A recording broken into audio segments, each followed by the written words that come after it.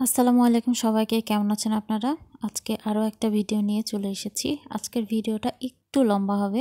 অনেক দিন পর মায়ের বাসায় এসেছি, তো রাজশাহী থেকে জয়পুরহাট আসার ছোট্ট একটা গল্প শেয়ার করব আপনাদের সাথে। আশা করি পাশে থাকবেন। সময়ের মূল্য আসলে বোঝা যায় তখনই যখন সময় মতো কোনো কাজ শেষ করতে হয়। যেরকম আজকে আমি ট্রেন ধরতে এসেছিলাম প্রায় 10 মিনিট হাতে রেখে। 10 মিনিটের মধ্যে আসলে ট্রেনে উঠে গেছি। 1-2 মিনিটও যে কতটা ইম্পর্টেন্ট সেটা তখনই বোঝা যায় অনেক ভালো করে। তো যাই হোক, ট্রেনে উঠে প্রায় 40 মিনিট পর আব্দুলপুর চলে আসি। আব্দুলপুরে 20 মিনিট সময় দিয়ে দেয়, কারণ ট্রেনের ইঞ্জিন চেঞ্জ করার জন্য। তো এই ফাঁকে একটু হাঁটছিলাম, অনেকে অনেক জিনিসপত্র কিনে, অনেকে খাওয়া দাওয়া করে। এই যে আব্দুলপুরের বেস্ট পুরি আগে অনেক খেয়েছি, কিন্তু ইদানিং আর খাইতে ইচ্ছে করে না কেন জানি। কিন্তু পেয়ারা, তারপরে এমনি অন্যান্য জিনিস এখানে খুব কম দামেই পাওয়া যায়। এখানে সাধারণত এই পুরিটা আলু ভাজির সাথে দেয়, আপনি চাইলে এখানে ডিম ভেজেও নিতে পারবেন। অনেক তাড়াহুড়া করে বের হয়েছে, এজন্য খুব টায়ার্ড লাগছিল আর কি। তাই ভাবলাম একটু চা খাই, ফ্রেশ লাগবে। তো মামাকে বললাম একটু চা বানাই দিতে, ওয়ান টাইম গ্লাসে, যাতে ট্রেনে বসেও খেতে পারি। তো মামাকে বললাম একটু কড়া লিকারে চা বানিয়ে দিতে। তো উনি অনেক ভালোভাবে চা বানিয়ে দিয়েছিল, একদম কড়াভাবে বারবার লিকারটা দিচ্ছিল চায়ের মধ্যে। দেখে আসলে ভালোই লাগছিল। চা আসলে এইভাবে কাছ থেকে বানানো দেখা হয়নি, তো দাঁড়িয়ে দাঁড়িয়ে দেখছিলাম আর ভিডিও করছিলাম, ভালোই লাগছিল। চাটা খেয়ে এত সুন্দর ফ্রেশ ফিল হচ্ছিল, বেশ ভালো লাগছিল। আশেপাশে দেখছিলাম আর কিছু পাওয়া যায় কিনা। তো দেখলাম একদম বিকেলবেলা ভাপা পিঠা নিয়েও বসেছে এখানে। এখানে দেখলাম বেশিরভাগ দোকানে গুড়ই পাওয়া যাচ্ছে বেশি। তারপর 20 মিনিটের জায়গায় যখন 1.5 ঘন্টা বসে থাকতে হয় একই জায়গায় ট্রেনে, তখন যে এতটা বোরিং ফিল হয় আসলে এটা বলার বাইরে।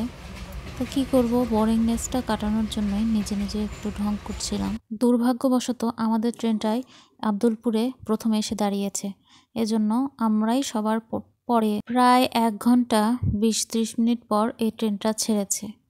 তার আগে এই যে পাশের লাইনে দেখছেন, এই লাইনেও একটা ট্রেন চলে গিয়েছে। আমি যে ট্রেনে ছিলাম, এই ট্রেন সহ প্রায় 4টা ট্রেন একই লাইনে পাশাপাশি দাঁড়িয়েছিলাম। সবার পরে যে ট্রেনটা এসেছে সেই ট্রেনটা প্রথমে চলে গেল, তার পাশের ট্রেনটা এখন যাচ্ছে। এরপর পাশের লাইনে একটা ট্রেন ছিল, সেই ট্রেনটাও চলে গিয়েছে। তারপর আমাদের ট্রেন আলহামদুলিল্লাহ ছেড়েছিল। আসলে বাংলাদেশের ট্রেনে উঠলে ট্রেন কখন পৌঁছায় দিবে আপনার গন্তব্যস্থলে, এটা আসলে নির্দিষ্ট কোনো টাইম আসলে মেনটেন করা অসম্ভব। দুর্ভাগ্যবশত উইন্ডো সিট তো পেয়েছিলাম, কিন্তু উইন্ডো সিটের জানালাটা খুলতে পারি নাই। তো যাই হোক, ওভাবেই ভিডিও করছিলাম। এই সূর্যটা দেখতে এত সুন্দর লাগছিল যে এত সুন্দর একটা গোল একটা সূর্য ছিল, মুগ্ধ হয়ে চেয়েছিলাম। মোবাইলে খুব একটা ভালো বোঝা যাচ্ছে না, কিন্তু তারপরেও দেখানোর চেষ্টা করেছি। আস্তে আস্তে দেখতে দেখতে সূর্যটা একদম ডুবে গেল, আকাশটা একদম রঙিন করে দিয়ে সূর্যটা ডুবে গেল, আর দেখা যাচ্ছিল না। এই তো সূর্য দেখতে দেখতে বেলা ডুবতে ডুবতে আলহামদুলিল্লাহ ভালোভাবে ট্রেন থেকে নেমে গিয়েছি। তারপর অপেক্ষা করতে করতে এই তো আমার শান্তির জায়গায় চলে এসেছি, জয়পুরহাটে। এখন যাচ্ছি শান্তির নীড়ে।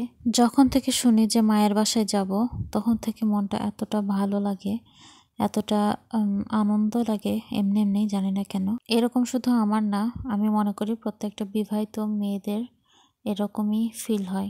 জয়পুরহাটের রাস্তাগুলো কত সুন্দর ছিল আগে, যদিও এখনও আরও সুন্দর হবে, এর জন্যই আসলে ভেঙেছে। কিন্তু কবে এগুলো যে ঠিক হবে, এগুলো এলোমেলোগুলো যে কবে ঠিক হবে, এটা আসলে বলার বাইরে। রাস্তা এত, রিকশায় উঠলে যে এতটা ঝাঁকি খেতে হয়, জানি না ভালো রাস্তা কবে পাবো, কবে শান্তি মতো একটু রিকশায় উঠে যেতে পারবো। এই তো রাস্তায় যেতে যেতে দেখছিলাম চারিদিকটা।